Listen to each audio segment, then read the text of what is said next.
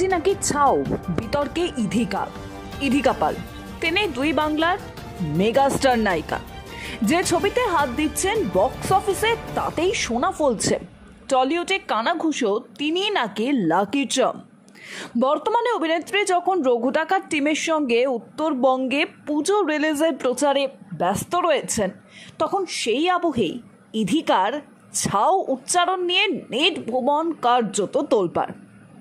গ্রাম বাংলার ছৌ নাচের উচ্চারণ বিভ্রাটের জেরে অহর্নিশি কটাক্ষের শিকার হতে হচ্ছে দেবের নায়িকাকে।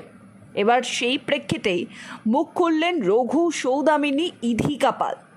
তিনি বলেন, ওই নাচের ফরম্যাটটিকে ইংরেজিতে যেভাবে উচ্চারণ করা হয় সেভাবেই সাক্ষাৎকারে বলেছিলাম।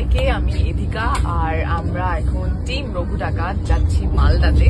দেখা হচ্ছে তোমাদের সকলের সঙ্গে। সো তোমরা সবাই টাইমে চলে এসো, তাহলে আমাদের সঙ্গে টাইমে দেখা হয়ে যাবে, আর আমরা একসঙ্গে বসে গান শুনবো, আড্ডা দেবো, মজা করবো, অনেক হুল্লোড় করবো।